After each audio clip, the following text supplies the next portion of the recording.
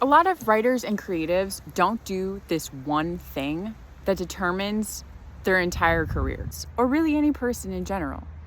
It's called stewarding your ideas. The easiest thing in the world is coming up with ideas, or if you want to prefer to look at it this way, receiving ideas. The ideas are out there and they're available. But it's what you do with them that will determine whether you continue to get ideas or if you just are stuck on like 0 ideas or 1 or 2 ideas. Let's bring this into the context of writing a book, which I have done a lot of. Okay, I've written over a dozen novels and published one of them.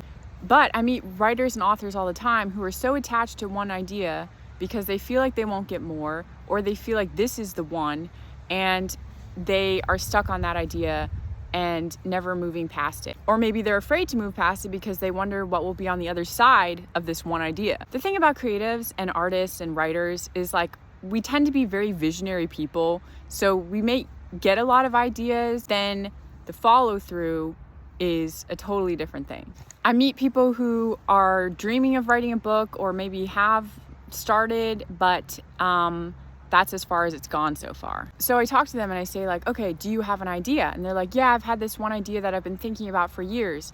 And then I say, have you written the idea down? And they say, no. I'm like, bro, you don't even have to write the book yet. Just write your idea down on paper or on the computer and have your idea that you've grabbed or received and do something with it. There's this parable in the Bible where God gives, the parable is about a master.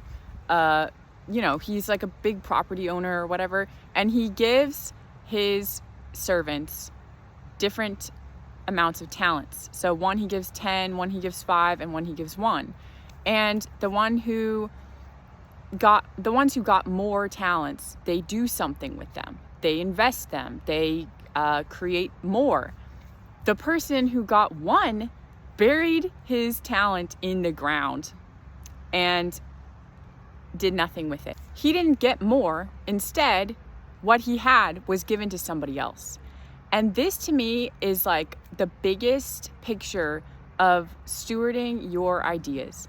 So when you receive an idea, you don't have to be like some kind of mastermind. All you have to do is take your idea and start watering it, start planting it, start taking care of it.